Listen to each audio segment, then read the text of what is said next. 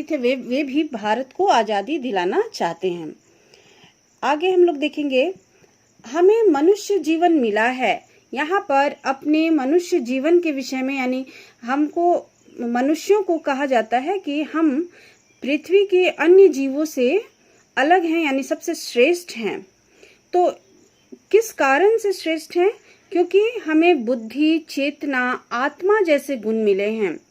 ये जो गुण है, ये तीनों, ये हमें अन्य प्राणियों से, मनुष्य को अन्य प्राणियों से श्रेष्ठ बनाता है।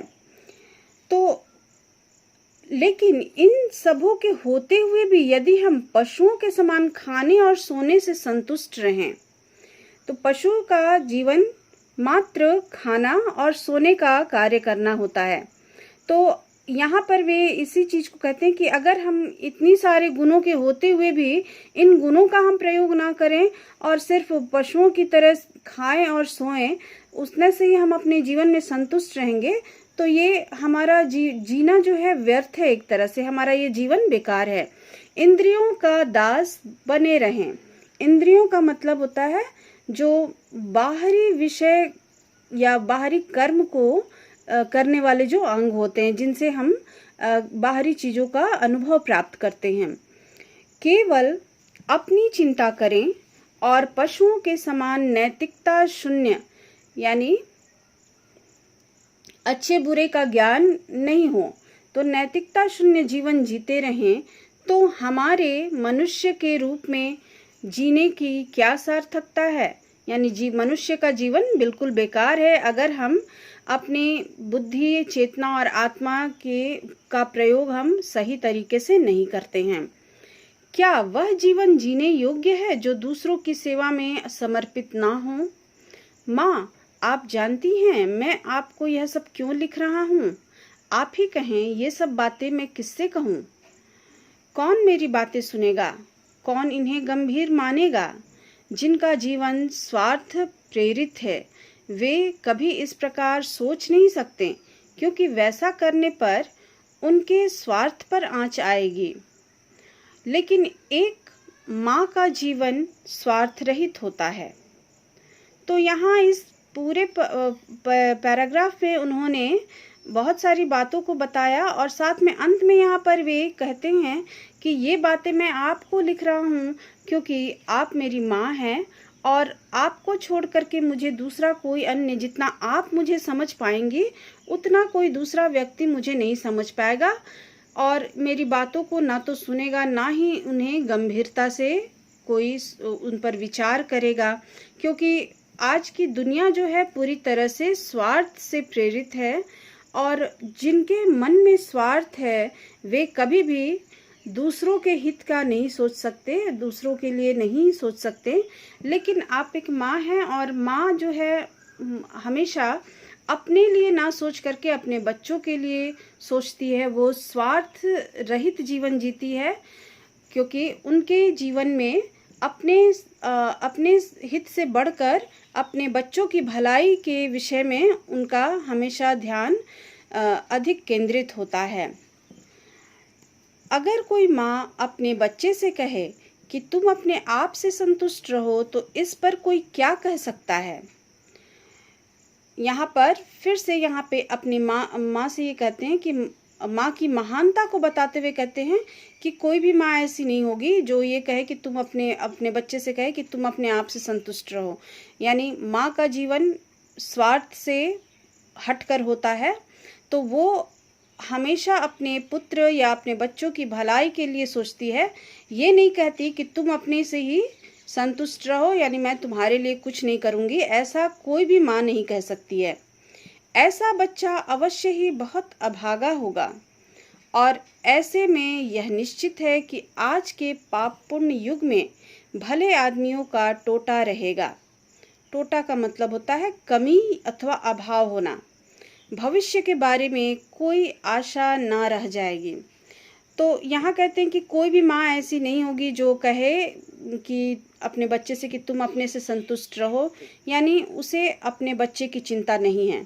और आगे वे कहते हैं कि अगर ऐसा है, अगर कोई माँ ऐसी है तो वह बच्चा बहुत ही अभागा होगा, यानी भाग्यहीन होगा, जो जिसकी माँ उसके विषय में ना सोचे। और तब ये भी स्वाभाविक है कि आज के युग में ये पापपूर्ण जो दुनिया है उसमें भले आदमियों की भी कमी हो जाएगी, क्योंकि माँ का प्रभाव बच्चे पर विशेष रूप से पड़ता है। तो माँ यदि अच्छी होगी तो बच्चे में भी उसके ये गुण आ जाएंगे, यानी अच्छाई के गुण आएंगे भविष्य के बारे में। लेकिन अगर माँ ऐसी नहीं है तो भविष्य में इस तरह से अच्छे लोगों की कमी हो जाएगी देश में, और तब हमारा भविष्य जो है, हमारे देश का भविष्य जो है, उसके लिए हम कोई भी आशा नहीं रख सकते, यानी वो उज्जवल होगा ऐसा हम सोच भी नहीं सकते हैं। इस स्थिति में पछतावे के सिवा कुछ हाथ ना लगेगा। अगर यह बात सही है, अगर पुनरुद्धार का मतलब है फिर से उद्धार करना या फिर से सुधार करना, तो पुनरुद्धार की सभी आशाएं मिट चुकी हैं। अगर हमें हाथ पर हाथ धरे बैठे रहना है और इस अधोपतन यानी नीचे गिरने की जो क्रिया है को सिर्फ देखना है, तो यह सब परेशानी किस लिए। तो आगे वे ये कहते हैं कि अगर ऐसे ही हमारा जीवन हमें जीना है, हमें आज़ादी के लिए कोशिश नहीं करनी है, उसमें अपने देश की स्थिति में सुधार के लिए हम सोच नहीं सकते हैं, अगर उसका सुधार नहीं कर सकते हैं, उसका उद्धार हम नहीं कर सकते हैं, तो फिर ये सब परेशानी किस लिए है। तब तो हमें किसी तरह की कोई परेशानी भी नहीं होनी चाहिए। अगर मुझे जीवन में इससे अधिक कुछ प्राप्त नहीं करना है तो मैं जीवित ही क्यों रहूं। और तब वे अपने जीवन पर भी प्रश्न चिन्ह लगाते हैं कि अगर मैं आज़ादी प्राप्त करने के लायक नहीं हूँ, अपने देश को, अपनी माँ को अगर मैं आज़ाद नहीं कर सकता हूँ, तो मेरा जीवन भी व्यर्थ है, और ऐसे में मेरा जीवित रहना भी कोई मायने नहीं रखता है। मेरी प्रभु से प्रार्थना है कि मैं संपूर्ण जीवन दूसरों की सहायता में बिता सकूं। आगे वे ईश्वर से यहाँ पे प्रार्थना करते हैं कि अपना जीवन, यानी ईश्वर उन्हें इतनी हिम्मत, इतनी शक्ति दे कि वे अपना जीवन दूसरों की सहायता में बिताएं, और आशा करते हैं कि वहाँ पर, यानी घर में सभी कोई कुशल होंगे, यहाँ सब सानंद है, यानी यहाँ पर भी हम सभी कोई खुश हैं। कृपया मेरा प्रणाम स्वीकार करें और इस पत्र का उत्तर अवश्य ही दें।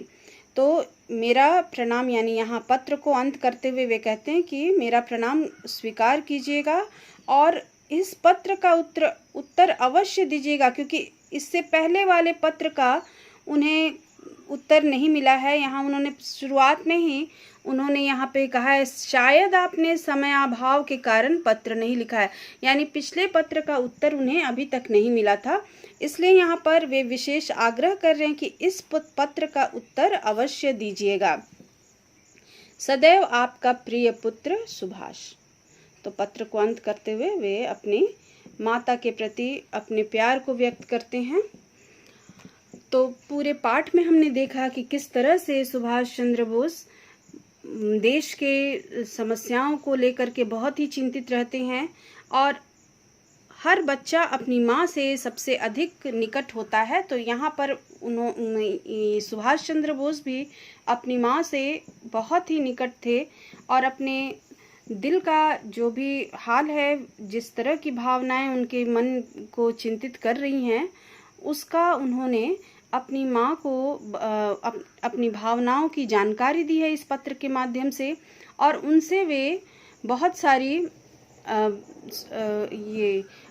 सारी चीज़ों के विषय में सुझाव भी मांगा है कि क्या करना चाहिए और क्या हमें नहीं करना चाहिए।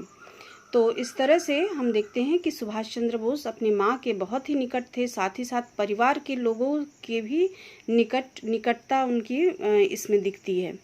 तो चैप्टर हमारा कंप्लीट हो गया है।